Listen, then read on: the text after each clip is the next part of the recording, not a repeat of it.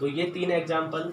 तीसरा एग्जाम्पल उसमें ये है कि वो बस मूव कर रही थी यूनिफॉर्म स्पीड से, the bus is moving with uniform speed, और हमने बॉल को फेंक दिया कितनी स्पीड से, वही 10 मीटर पर सेकेंड की स्पीड से।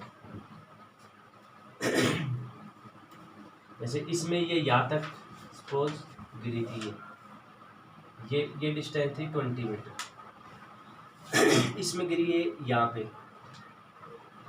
ये जो है डिस्टेंस जो है 18 मीटर।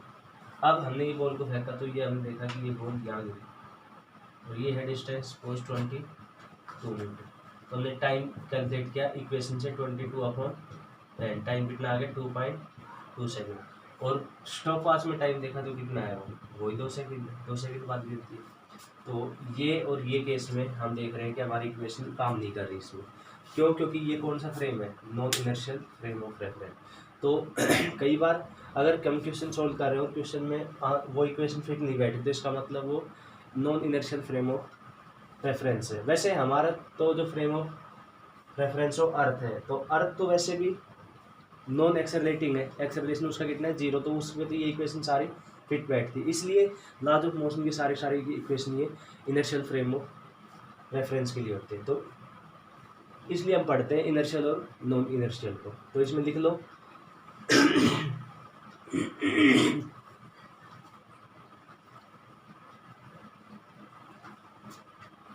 देखो laws of motion and equation of mechanics, laws of motion and equation of mechanics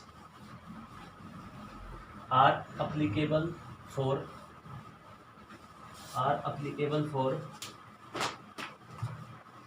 inertial frame of reference, are applicable for inertial frame of reference, not for non-inertial frame of reference, not for non-inertial frame of reference। तो ये equation inertial के लिए use होती है, non के लिए use नहीं होती। एग्जाम्पल से हमने देखा है। अब आता है टाइप्स ऑफ मोशन। एक तो हमने पहले पढ़ा था टाइप्स ऑफ मोशन, इसमें पढ़ा था हमने रेक्टिलिनियर, सर्कुलर, ऑसिलेटर। तो उसके ब्रैकेट में लिख लेना, वो था बेसिस और पाथ के बेसिस पे। ये है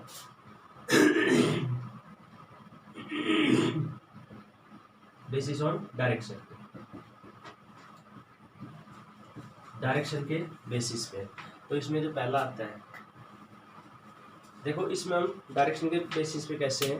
अगर अभी हमने पढ़ा फ्रेम ऑफ रेफरेंस में तीन एक्सिस होते हैं, एक्स वाई जेड। अगर कोई ऑब्जेक्ट ऐसे मूव कर रहा है, पहले यहाँ था, फिर यहाँ था, फिर यहाँ था, फिर यहाँ ऐसे, तो उसका एक ही एक्सिस हो रहा है चेंज। क्यों? क्योंकि ऊपर भी नहीं गया ना नीचे गया, ना बाहर की तरफ आया ना अंदर की तरफ गया, सिर्फ उसका एक ही एक्सिस हो रहा है चेंज। यहाँ था 0, 1 2 3 4, तो एक एक्सिस चेंज हो रहा है, तो उसको हम कहेंगे 1D मोशन, मतलब एक डायमेंशन हो रही चेंज उसकी, तो 1D मोशन कहेंगे उसको हम। एक्स अब ऐसे ही ऊपर की तरफ हो जा रहा है, यह है 0 1 2 3 4 5 ऐसे, तो ना तो आगे की तरफ गया ना इस साइड गया, ना बाहर की तरफ है ना अंदर तरफ, तो एक एक्सिस चेंज हो रहा है, दैट इज वाई एक्सिस। ऐसे ही अगर मान लो ऐसे वो मूव कर रहा है, तो जेड चेंज हो रहा है उसका, 0 1 2 3 4 5, ना तो वो एक्स की तरफ जा रहा है ना ऊपर की तरफ जा रहा है वाई की तरफ।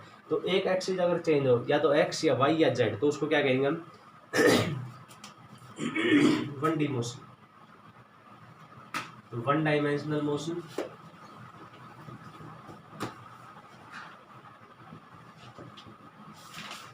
वन डी मोशन बोलते हैं इसको, और इसका नाम है motion in straight line.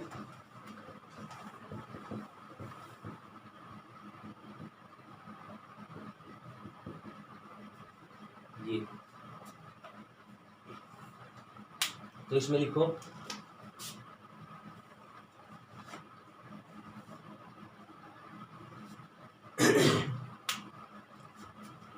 when a particle is moving and its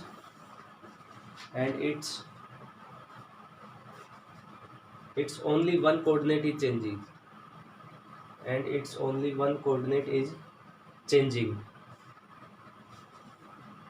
only one coordinate is changing, bracket लिख लेना एक्स और वाई और जेड, एक्स भी हो सकता है, वाई भी हो सकता है और जेड भी हो सकता है।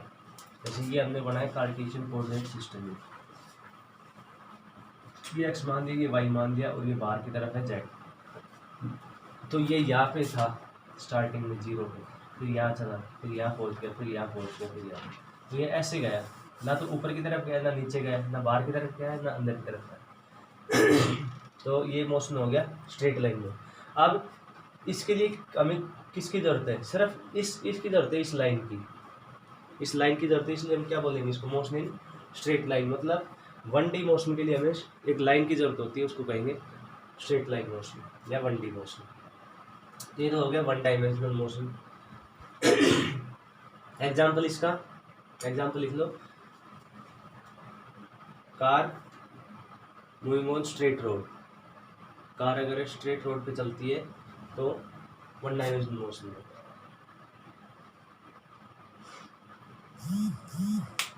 स्ट्रेट रोड मतलब बिल्कुल होना चाहिए प्लेन, ऐसे नहीं कि ऊपर नीचे, ब्रेकर वगैरह नहीं होनी चाहिए, क्योंकि ब्रेकर होंगे तो कार ऊपर की तरफ जाएगी, तो वाई एक्सिस हो गया चेंज, तो बिल्कुल स्ट्रेट रोड। दूसरा है 2 डायमेंशनल मोशन।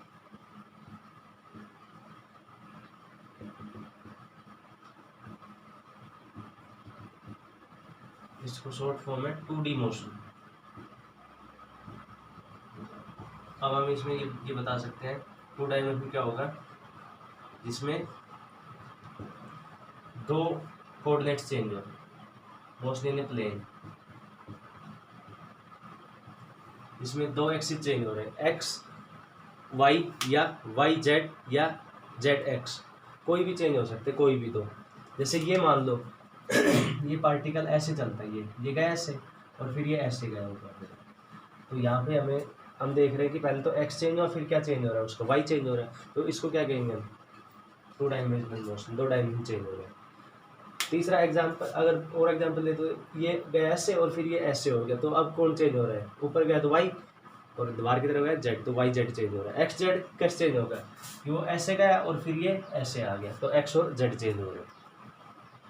तो इसको कहेंगे हम 2 डायमेंशनल मोशन। लिख लो, इन दिस मोशन 2 coordinates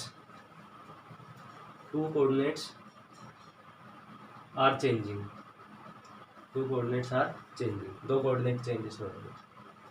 अब उसमें तो हमें स्ट्रेट लाइन की जरूरत है, अब इसमें हमें किसकी जरूरत है, जैसे ये गए, जैसे मान लो पहले तो जैसे एक वो ले रखा था, तार ले रखा था, उस तार के ऊपर एक मान लो एक इंसेक्ट चल रहा है या चींटी चल रही है उस तार के ऊपर, अब उसके वो ऐसे पहले यहाँ थी, फिर यहाँ थी, फिर यहाँ थी, तो उसका एक ही एक्सिस चेंज हो रही है, या तो एक्स या वाई या जेड जो भी है।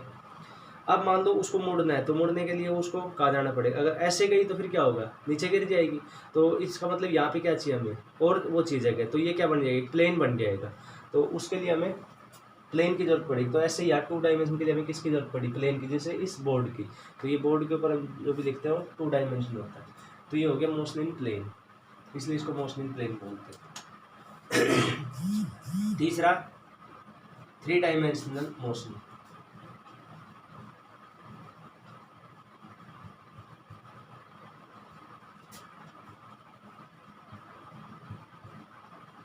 Three D motion,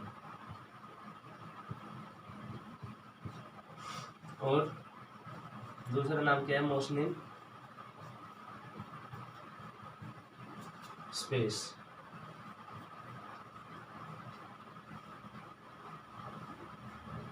motion in space, तो इसमें 3 डायमेंशन चेंज होंगे, एक्स वाई जेड। इसमें एग्जांपल और लिखेंगे 2 डायमेंशन में, 2 डायमेंशनल मोशन में ये लिख देना,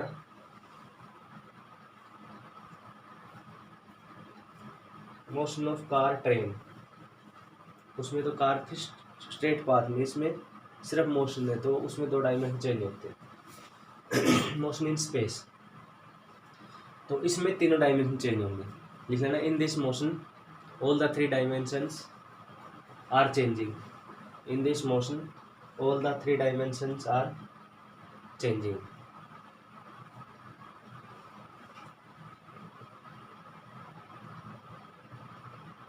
इसके लिए हमें तीनों कोऑर्डिनेट की जरूरत पड़ेगी, जैसे एक्स वाई और फिर ये बाहर आ गया। एग्जाम्पल इसका स्पेस के अंदर जो चीज, स्पेस के अंदर जैसे पतंग उड़ रही है तो पतंग आगे की तरफ भी जा रही है, ऊपर भी जा रही है और दाएं बाएं भी जा रही है, तो तीनों उसमें एक्सिस चेंज होते हैं। तो उसका मोशन हो गया पतंग का, रॉकेट का हो गया, एरोप्लेन का हो गया, ये सब किसके हैं, पक्षी है। जैसे पक्षी उड़ते हैं तो पक्षी आगे की तरफ भी जाते हैं, दाएं बाएं भी जाते हैं और ऊपर की तरफ भी जाते हैं, तो तीनों एक्सिस चेंज होते हैं। तो स्पेस, उसके लिए हमें स्पेस चाहिए, तो स्पेस के अंदर जो मोशन होते हैं वो क्या होते हैं, 3 डायमेंशनल मोशन, तो इसलिए इसको बोलते हैं मोशन इन स्पेस। इसका एग्जाम्पल लिख लेना, flying of birds, flying of aeroplanes etcetera. अब जैसे इसके ऊपर क्वेश्चन है 1 डायमेंशन पे, अभी बताना है कि एक एरोप्लेन है वो रनवे के ऊपर मूव कर रहा है तो कौन सा मोशन होगा। तो रनवे पे मूव कर रहा है तो इसका मतलब उसमें एक ही एक्सिस चेंज है, क्योंकि रनवे पे जब मूव करता है तो एरोप्लेन थोड़ा बहुत भी इधर उधर नहीं जाता, क्योंकि इधर उधर चला गया तो इतनी हाई स्पीड होती है वो क्रैश हो सकता है।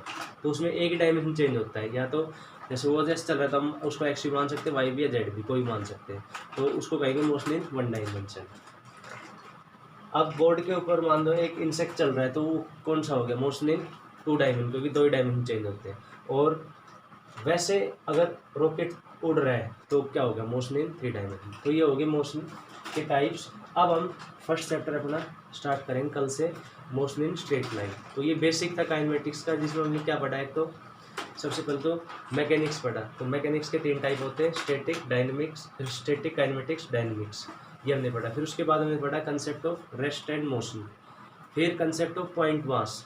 पॉइंट मास पढ़ने के बाद हमने पढ़ा फ्रेम ऑफ रेफरेंस, जिसमें 2 फ्रेम ऑफ रेफरेंस थे, इनर्शियल नॉन इनर्शियल। उसके बाद टाइप्स ऑफ मोशन पढ़े दो तरीके से, एक तो on the basis of path, path के बेसिस पे, अगर स्ट्रेट पाथ में चल रहा है तो उसको बोलते थे हम लीनियर मोशन, और उस पर वो करता है डिपेंड बॉडी है या पॉइंट ऑब्जेक्ट, और बॉडी और पॉइंट ऑब्जेक्ट में हम देखा था कैसे हम उसको करते हैं डिफाइन।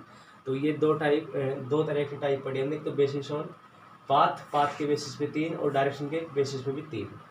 Thank you.